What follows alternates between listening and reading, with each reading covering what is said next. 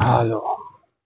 महाराष्ट्रातील लोकसभा मतदारसंघाची मतमोजणी 4 जूनला सकाळी 8 वाजता सुरू होणार आहे आणि ही मतमोजणी अनेक फेऱ्यामध्ये चालणार आहे. मग काही उमेदवार पुढे लीडने जाणार आहेत, तर काही उमेदवार हे पिछाडीवर राहणार, काही आघाडीवर राहणार. तर त्याचीच एक झलक आणि कशा पद्धतीने हे चालणार त्याची आपल्याला एक थोडीशी माहिती या व्हिडिओच्या माध्यमातून मी देऊ शकतो.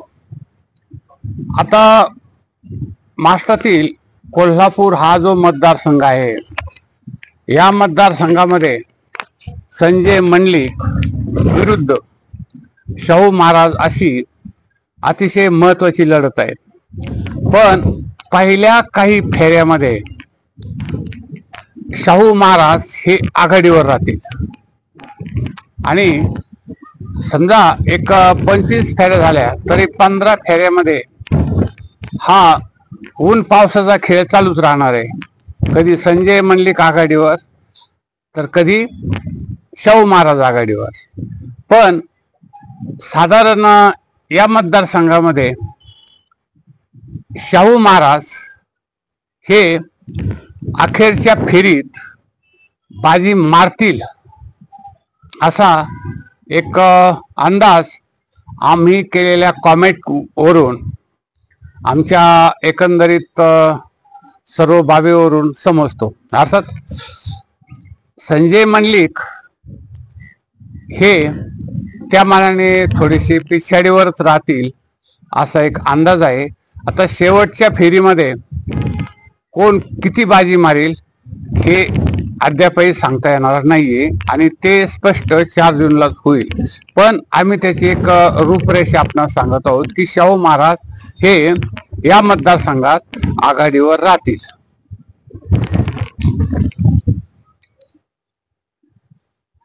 उस्मानाबाद लोकसभा मतदारसंघामध्ये अर्चना पाटील आणि ओमराजे निंबाळकर यांची चुरशीची लढत आहे.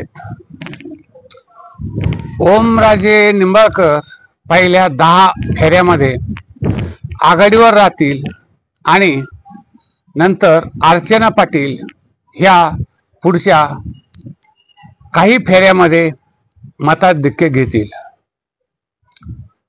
आणि शेवटच्या टप्प्यामध्ये जेव्हा ही अटीतटीची निवडणूक शेवटची फेरी होईल त्यावेळेस ओमराजे निंबाळकर हे शेवटच्या फेरीत निवडून येतील असा एक अंदाज किंवा निवडणुकीच्या संदर्भामधील एक सर्वे हा आपणापुढे या पद्धतीने सादर केला आहे. म्हणजे प्रत्यक्ष 4 जूनला यामधील काही घटना सत्यच घडतील आणि काही थोड्याफार फरकाने कमी जास्त होऊ शकतील.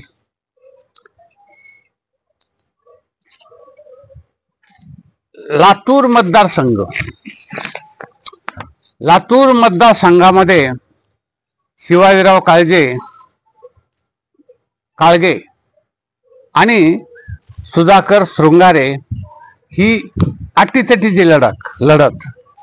पण पहिल्या काही मतदान फेऱ्यामध्ये शिवाजीराव काळगे हे आघाडीवर राहतील आणि जसजसे मतमोजणी यंत्राचा एक भाग फेऱ्या सुरू होतील त्यानंतर सुधाकर शृंगारे हे आघाडी मारतील आणि सुधाकर शृंगारेने जी आघाडी मारली तर ती शेवटपर्यंत टिकवतील अशी शक्यता आहे. प्रत्यक्ष 4 जूनला काय निकाल लागेल हे सांगता येत नाही. पण आमच्या सर्वेनुसार असं या भागातील परिस्थिती अशी होईल किंवा या निवडणुकीमध्ये लातूर मतदारसंघामध्ये अशाच पद्धतीचा निकाल लागण्याची शक्यता आहे. त्यानंतर रायगड लोकसभा मतदारसंघ, रायगड लोकसभा मतदारसंघामध्ये पहिल्यांदा अनंत गीते हे आघाडीवर राहतील.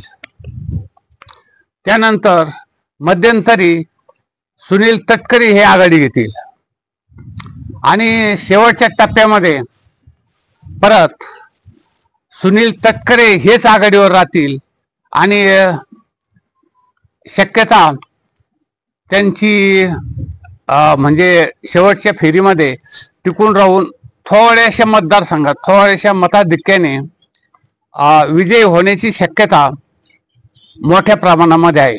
प्रत्यक्ष निकाल 4 जूनला किती फेऱ्यामध्ये हे मतदाराची आघाडी घेतात आणि किती फेऱ्यामध्ये हे पिछाडीवर राहतात हे त्यावेळेस समजेल. पण आमचा सर्वेचा जो अंदाज आला तो या पद्धतीने सर्वसामान्य आहे. कदाचित यामध्ये 4 जूनला वेगळंही घडू शकतं. त्यानंतर आता माढा लोकसभा मतदारसंघ, माढा लोकसभामध्ये अटीतटीचे पैलवान रणजित निंबाळकर आणि धैर्यशील मोहिते अशी अटीतटीची लढत असली तरी पहिल्या काही फेऱ्यामध्ये धैर्यशील मोहिते हे आघाडीवर राहतील. मध्यंतरीच्या काळामध्ये धैर्यशील मोहिते यांची जी आघाडी आहे ती रणजित निंबाळकर हे भरून काढतील आणि उरलेल्या काही फेऱ्यामध्ये हे समसमान दोघं चालू शकतील. थोडासा फरक राहील 1000-2000 मताचा. पण शेवटच्या टप्प्यामध्ये शेवटच्या फेऱ्यामध्ये 2-4 फेऱ्यामध्ये शेवटच्या रणजित निंबाळकर हे आघाडीवर राहतील आणि ते निवडून येण्याची शक्यता सर्वात जास्त आहे. कदाचित 4 जूनला याच्या वेगळाही निकाल लागू शकतो, पण तो अतिशय स्थितीमध्ये थोडासाच मतांचा फरक असू शकेल. त्यानंतर जळगाव लोकसभा मतदारसंघ, जळगाव लोकसभा मतदारसंघामध्ये पहिल्यांदा करण पाटील हे पहिल्या काही फेऱ्यामध्ये आघाडी घेतील. त्यानंतर दुसऱ्या फेऱ्यामध्ये स्मिता वाघ ह्या करण पाटील यांची आघाडी भरून काढून परत करण पाटील आघाडी घेतील आणि शेवटच्या टप्प्यामध्ये स्मिता वाघ या आघाडी घेऊन विजयी होतील असा अंदाज आहे. आणि आमच्या सर्वेनुसार देखील सांगितलेलं आहे की स्मिता वाघ या थोड्या फरकाने का होईना पण आघाडी घेऊन निवडून येऊ शकतात. अर्थात 4 जूनला यामधील सत्य परिस्थिती आपणासमोर येईल. त्यानंतर सांगली मतदारसंघ, सांगली मतदारसंघामध्ये चंद्रहार पाटील, विशाल पाटील आणि संजय काका पाटील अशी तिरंगी लढत असली तरी पहिल्या फेरीमध्ये विशाल पाटील हेच आघाडीवर राहतील. मध्यंतरीच्या काळात चंद्रहार पाटील हे पुढे राहतील आणि शेवटच्या टप्प्यामध्ये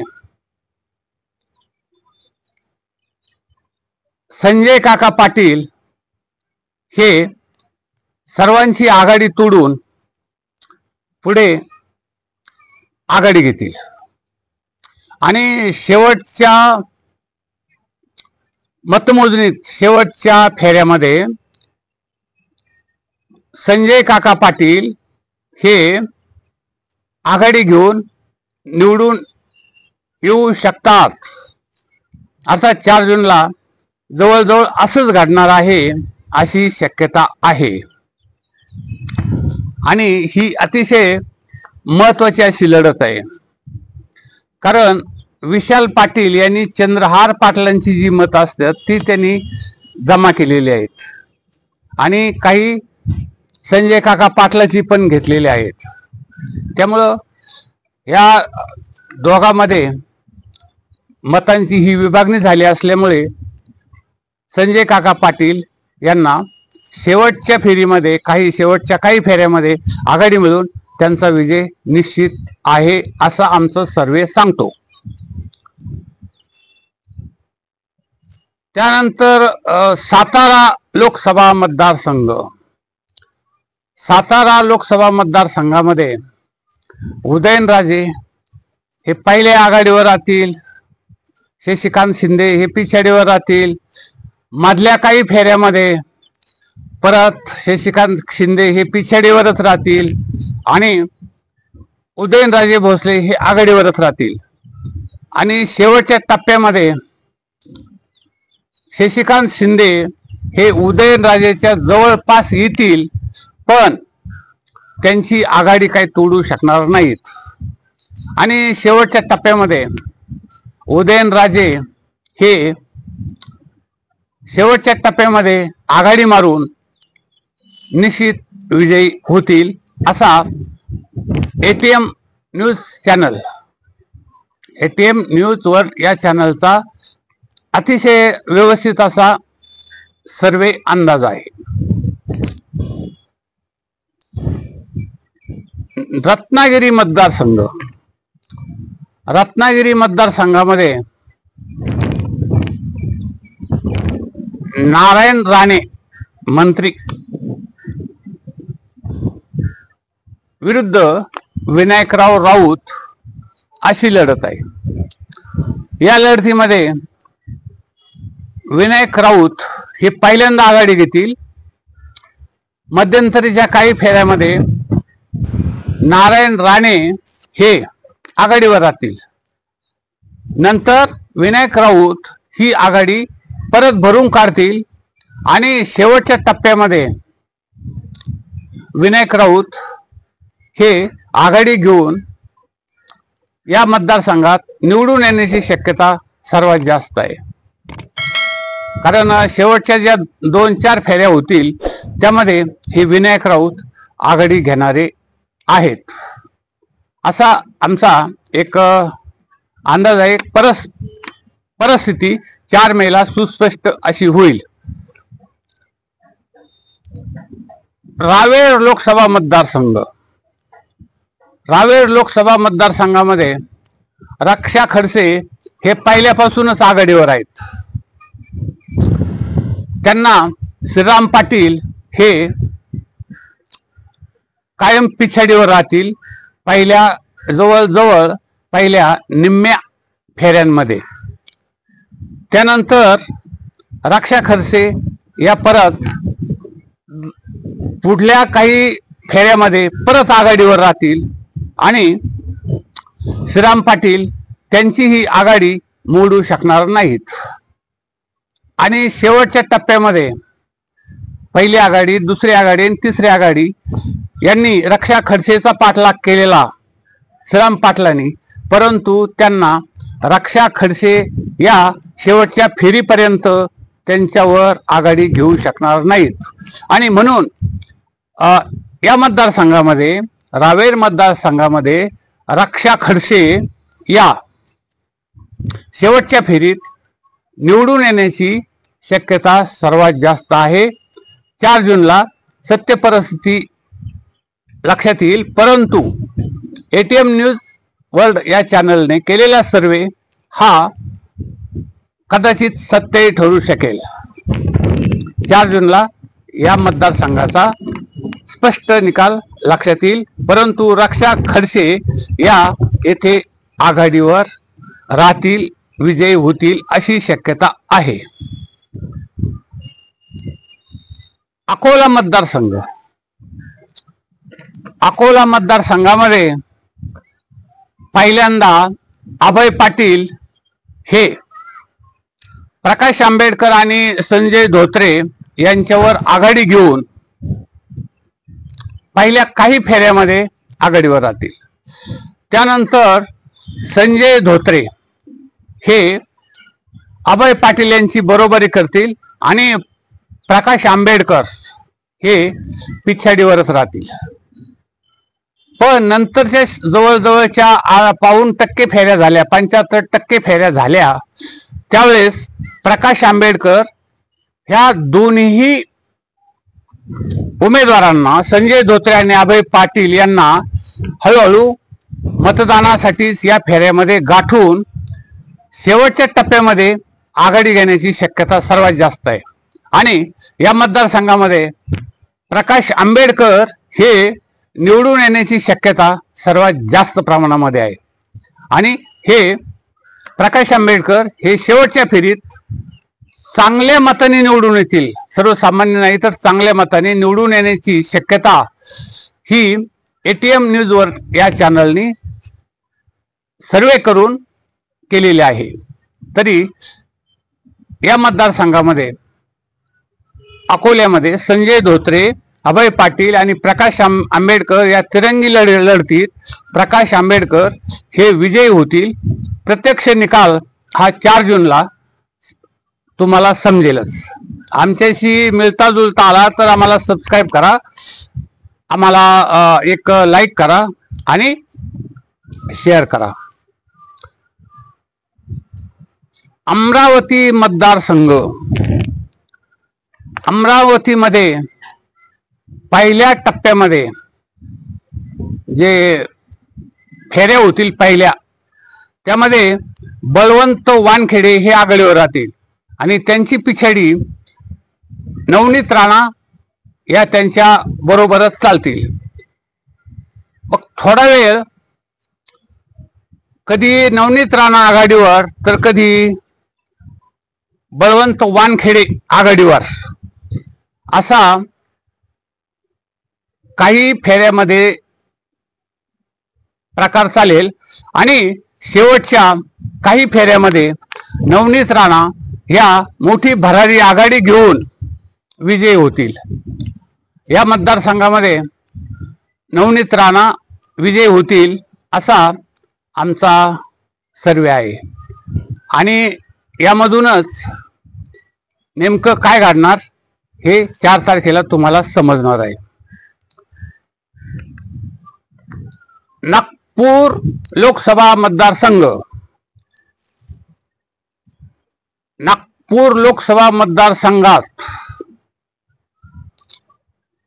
नितीन गडकरी हे पहिल्या फेरीपासूनच विकास ठाकरे यांच्या पुढे चालणार आहेत. आणि विकास ठाकरे यांना मधल्या काही फेऱ्यामध्ये ते नितीन गडकरीची पाठलाग करू शकतात. पण नितीन गडकरी हे पुढल्या काही फेऱ्यामध्ये त्यांच्यापेक्षा जास्त मतं मिळून आघाडीवर राहतील. विकास ठाकरे यांना ही आघाडी तुटणार नाहीये. आणि शेवटच्या फेरीमध्ये नितीन गडकरी हे चांगल्या मताने निवडून येतील असा आमचा एक अंदाज सर्वेचा केलेला आहे. म्हणून या नागपूर लोकसभा मतदारसंघामध्ये नितीन गडकरी हे विजयी होतील आणि विकास ठाकरे हे काही फेऱ्यामध्येच मागे पडतील. बुलढाणा मतदारसंघ, बुलढाणा मतदारसंघामध्ये प्रतापराव जाधव आणि नरेंद्र खेडेकर अशी तुल्यबळ लढत आहे. यामध्ये पहिल्या काही फेऱ्यामध्ये नरेंद्र खेडेकर हे आघाडीवर राहतील. मधल्या काही फेऱ्यामध्ये प्रतापराव जाधव हे आघाडीवर राहतील. नंतर परत नरेंद्र खेडेकर हे आघाडी घेतील. आणि शेवटच्या काही फेऱ्यामध्ये प्रतापराव जाधव हे आघाडीवर राहून निवडून येण्याची शक्यता शेवटच्या टप्प्यामध्ये सर्वात जास्त आहे. आणि असा हा आमचा अंदाज किंवा सर्वे हा तुम्हाला 4 जूनला यामधील सत्यता प्रत्यक्ष बघावयास मिळेल की हा जो सर्वे आमचा आम्ही केला तो योग्य आहे की अयोग्य आहे, की कदाचित प्रतापराव जाधवच हेच निवडून येतील अशी स्थिती या मतदारसंघामध्ये आहे.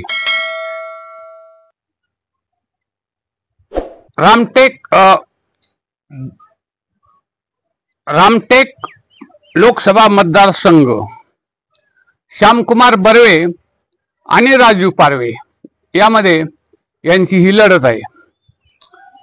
यामध्ये राजू पारवे पहिल्या काही फेऱ्यामध्ये आघाडीवर राहतील आणि नंतरच्या फेऱ्यामध्ये श्यामकुमार बर्वे हे राजू पारवेंची आघाडी भरून काढून आघाडीवर राहतील. त्यानंतर परत राजू पारवे आघाडी घेतील आणि श्यामकुमार बर्वे हे त्यांची आघाडीच्या बरोबरीने येतील आणि शेवटच्या टप्प्यामध्ये रामटेक लोकसभा मतदारसंघामध्ये राजू पारवे हे अखेरच्या काही फेऱ्यामध्ये आघाडी घेऊन निवडून येतील अशी आमचा सर्वे आहे.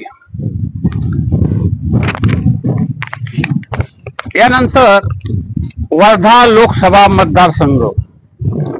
वर्धा लोकसभा मतदारसंघामध्ये रामदास तडस आणि अमर काळे असा सामना असला तरी पहिल्यांदा रामदास तडस हे आघाडीवर राहतील. पहिल्या काही फेऱ्यामध्ये आघाडीवर राहतील आणि अमर काळे हे त्यांची पहिल्या फेऱ्यामध्ये जे मतदानाचं अंतर असतं ते भरून काढण्यासाठी प्रयत्नशील राहतील आणि मध्यंतरीच्या काळामध्ये जे एक मतदानाच्या पेट्या उघडतील त्यावेळेस रामदास तडस आणि अमर काळे हे दोघेही समसमान मताच्या जवळ येतील. काय 1500 2000चा फरक राहील इतकंच. पण शेवटच्या टप्प्यामध्ये जे उरले 4-5 टप्पे किंवा 4-5 फेऱ्या ज्या उरलेल्या आहेत त्या फेऱ्यामध्ये रामदास तडस हे चांगल्या मतांनी बाजी मारतील असा सर्वे सांगतोय. आणि या मतदारसंघामध्ये या पद्धतीने वर्धा लोकसभा मतदारसंघामध्ये या पद्धतीने रामदास तडस हे निवडून येणार आहेत. त्यानंतर चंद्रपूर मतदारसंघ. चंद्रपूर मतदारसंघामध्ये सुधीर मुनगंटीवार आणि प्रतिभा धानोरकर अशी लढत आहे. आता ही जी लढत आहे प्रतिभा धानोरकर आणि सुधीर मुनगंटीवार, पहिल्यांदा सुधीर मुनगंटीवार हे आघाडी घेतील. प्रतिभा धानोरकर ह्या पिछाडीवरच राहतील, साधारण 10-12 फेऱ्यापर्यंत पिछाडीवर. नंतरच्या फेऱ्यामध्ये प्रतिभा धानोरकर ज्या आघाडी घेतील, यांची जी पिछाडी भरून काढून जी आघाडी घेतील ती शेवटपर्यंत सुधीर मुनगंटीवार यांना तोडता येणार नाही आणि शेवटच्या अखेरच्या फेऱ्यामध्ये प्रतिभा धानोरकर या चांगल्या मताने विजयी होणार आहेत असा सर्वेचा अंदाज आहे. अंदाज आहे. प्रत्यक्ष 4 जूनला यामधील निकाल आपणास कळू शकेल आणि चंद्रपूर मधून प्रतिभा धानोरकर या विजयी होणार आहेत. नांदेड लोकसभा मतदारसंघ. नांदेड लोकसभा मतदारसंघामध्ये पहिल्यांदा वसंतराव चव्हाण हे आघाडीवर राहतील आणि त्यांच्या पिछाडीवर असणारे प्रतापराव चिखलीकर हे पहिल्या 8-10 फेऱ्यामध्ये वसंतराव चव्हाणची आघाडी तोडून पुढे जातील. त्यानंतर मधल्या काही फेऱ्यामध्ये वसंतराव चव्हाण आणि प्रतापराव चिखलीकर हे समसमान जवळ येतील आणि अखेरच्या ज्या मतमोजणीच्या ज्या फेऱ्या आहे त्यामध्ये नांदेड लोकसभा मतदारसंघामध्ये प्रतापराव चिखलीकर हे निवडून येण्याची शक्यता किंवा निवडून येणार हे या सर्वेवरून समजतंय. कदाचित 4 जूनला यामधील सुस्पष्टता आणि किती मतांनी हे 4 जूनला आपल्याला कळेल. त्यानंतर हिंगोली लोकसभा मतदारसंघ. हिंगोली लोकसभा मतदारसंघामध्ये नागेश पाटील आष्टीकर आणि बाबूराव कदम कोहाळीकर यांच्यामधील लढत ही लक्षवेधी अशा पद्धतीची आहेत. तर या हिंगोली मतदारसंघामध्ये बाबूराव कदम कोहाळीकर हे पहिल्यांदा जी आघाडी घेतील ती आघाडी तोडता तोडता गणेश पाटील आष्टीकर यांना ते शक्य होणार नाही. जेव्हा पहिले काही टप्पे संपतील आणि मध्य भागामध्ये येतील तेव्हा नागेश पाटील हे आष्टीकर हे त्यांची आघाडी तोडतील आणि आघाडी तोडल्यानंतर परत त्यांच्या जवळपास बाबूराव पाटील कदम हे त्यांच्या जवळ येतील. पण शेवटी नागेश पाटील आष्टीकर हे शेवटच्या काही फेऱ्यामध्ये आघाडी घेऊन विजयी होण्याची शक्यता अतिशय मोठ्या प्रमाणामध्ये आहे. परभणी लोकसभा मतदारसंघ. परभणी लोकसभा मतदारसंघामध्ये संजय जाधव आणि महादेव जानकर यांची एका फेरीत हे पुढे तर दुसऱ्या फेरीत ते पुढे अशा पद्धतीने मध्यंतरापर्यंत ही फेऱ्यांची आघाडी पिछाडी चालणार आहे. शेवटपर्यंत पहिल्या फेरीत महादेव जानकर आघाडीवर, दुसऱ्या फेरीत संजय जाधव आघाडीवर आणि यानंतर ज्या शेवटच्या ज्या फेऱ्या होतील त्या फेऱ्यामध्ये अखेरच्या शेवटच्या काही राहिलेल्या फेऱ्या त्यामध्ये महादेव जानकर हे विजय होण्याची शक्यता सर्वात जास्त आहे आणि महादेव जानकर हेच निवडून येणार आहेत या मतदारसंघामध्ये असे सर्वे सांगतो. प्रत्यक्ष निकाल तुम्हाला 4 जूनला त्यामधील सुस्पष्ट किती मतांनी कसं काय ते समजेल. गडचिरोली मतदारसंघ. गडचिरोली लोकसभा मतदारसंघामध्ये अशोकराव नेते आणि नामदेव किरसान अशी अटीतटीची लढत आहे. नामदेव किरसान हे उच्च शिक्षित आहेत, चांगल्या पद्धतीचे. अशोकराव नेते हे खानावळ चालून लोकसभा खासदार झालेले आहेत आणि त्यांची ही परत निवडणुकीला खासदारकीचे ते उभे आहेत. तर नामदेवराव किरसान हे पहिल्या काही फेऱ्यामध्ये आघाडीवर राहतील.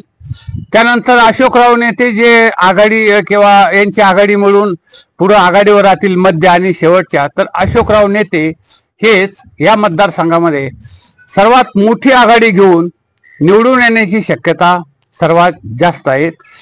अशोकराव नेते हेच या मतदारसंघात विजयी होतील. प्रत्यक्ष निकाल हा 4 जूनला किती मतांनी आणि कसा हे तुम्हाला समजेल. यवतमाळ मतदारसंघ. यवतमाळ लोकसभा मतदारसंघ. यवतमाळ